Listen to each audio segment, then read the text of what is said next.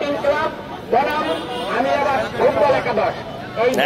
আমি আন্তরিকভাবে ধন্যবাদ জানাচ্ছি।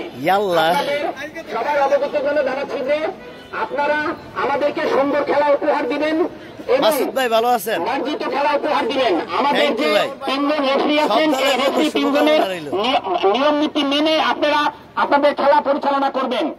আপনারা আমাদের যে রেফারি তিনজন আছেন এদের সাথে কোন রকম কোন বেয়াদবিমূলক কোন আচরণ করা যাবে না। কোনো কিছু যদি দাবি করেন সেটা আবেদন করেন, এটা ভদ্রতার সাথে করবেন। আমি দর্শকদের উদ্দেশ্যে বলতে চাই যে আপনারা যা দর্শক আছেন যে দলেরই দল হোক আপনারা আপনাদের দাঁড়িয়ে থেকে এখন পা ভালো আছে পা ক্লিয়ার তারাই শুধু ঢুকবেন, এর বাইরে আপনারা কেউ ঢুকবেন না। তাহলে দ্বিতীয় পর্বে খেলাটা আমরা না করতেন দা আমি আমাদের অনেক সংঘ ক্লাবের পক্ষ থেকে সবাইকে ধন্যবাদ জানাই। আমাদের আমিরাবাদের গর্ব, আমাদের ঢাকা ফজলুল মহিলা কলেজের অধ্যাপক জনাব মোহাম্মদ মিজানুর রহমান মিয়াকে আমি আমাদের এই খেলা উদ্বোধনী আমিরাবাদ সবুজ সংঘ সবাইকে স্বাগত, সবাইকে অভিনন্দন। কিন্তু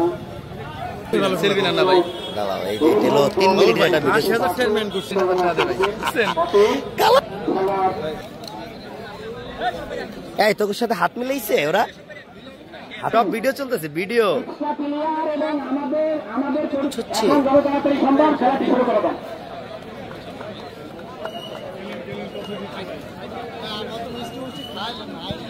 না না না না না ধন্যবাদ জানাচ্ছি। চলো আমরা আহ্বান জানাচ্ছি আমাদের এই ধারাভাষ্য মঞ্চ থেকে জনাব মোহাম্মদ বৈজুদ্দিন মোল্লা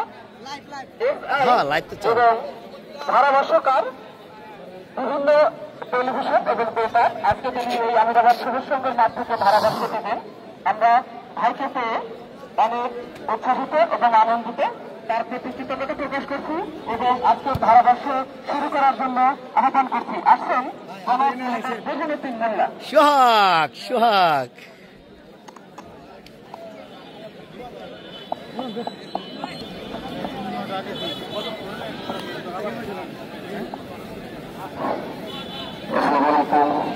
দর্শক আমিরাবাদ ফুটবল টুর্নামেন্ট 2025 আজকে ফুটবলের মাঠ প্রাঙ্গণ থেকে আমি প্রধানমন্ত্রী আপনাদের সকলকে জানাচ্ছি স্বাগত এবং শুভেচ্ছা। সুপ্রিয় দর্শক, আপনারা ইতিমধ্যে জেনেছেন এই ফুটবল টুর্নামেন্টটি 8তম ফুটবল টুর্নামেন্ট এবং সেই 8 দিনের টুর্নামেন্টটির প্রথম যে পর্ব ছিল